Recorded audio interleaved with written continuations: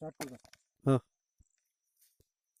युवा शेतकरी उमेश दादाराव वानखडे, राहणार रेपाटखेड, पोस्ट शिरसो, तालुका मूर्तिजापूर, जिल्हा अकोला.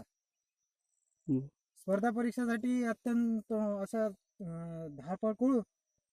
शेवटी आपला खानदानी धंदा म्हणून शेतीतच राहायचा असा विचार केला. आणि तशी शेती कोरडूच आहे आमच्याकडे. आम्ही शेतीतच कामं करतो. आणि या वेळेनं 4 एकरामध्ये तुरीचं लागवड केली.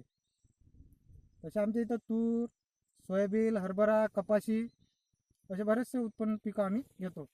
आणि 2-3 वर्ष पाण्याची टंचाई भासल्यामुळे पिकाची जोमदार अशी पाहिजे तशी काही हे झाली क्षमता झाली नाही. मधात बोंडअळी आली, त्यांना कापसानं पूर्ण शेतकरी हवालदिल झाला. यावर्षी तुरीचं प्रमाण जरा बरं वाटलं. बरं, यावर्षी तुरीला जे टॉनिक वापरलं ते कुठल्या पद्धतीचं वापर?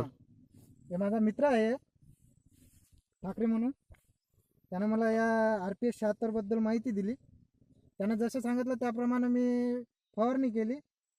किती दिवसावर फवारणी करायची, कशी फवारणी करायची, कोण्या पद्धतीनं फवारणी केली, त्यानं मला पद्धतशीर मार्गदर्शन केलं. आणि मी हे RPS 76 माझ्या तुरीवर मारलं. बरं, मारल्यानंतर तुम्हाला रिझल्ट कसा वाटला?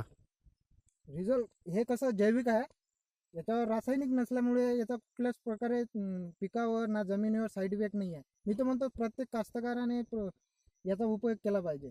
आणि हे टॉनिक जेव्हा मी मारलं तेव्हा मी कुठलंच टॉनिक मारलं नाही, फक्त ओनली RPS 76 मारलं. बरं, त्या मारल्यानंतर तुमच्या तुरीचा रिझल्ट काय म्हणते? मारल्यानंतर 15 दिवसाची उगम क्षमती एकदम वेगळीच झाली. क्वालिटी तर समजा 3-4 दिवसापासूनच वेगळी सांगितली, दाखवली. आता जे काय आहे ते तुमच्या पुढे आहे, तुम्ही पाहून घ्या.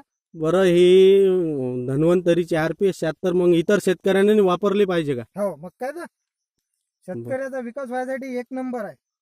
बरं, धन्यवाद.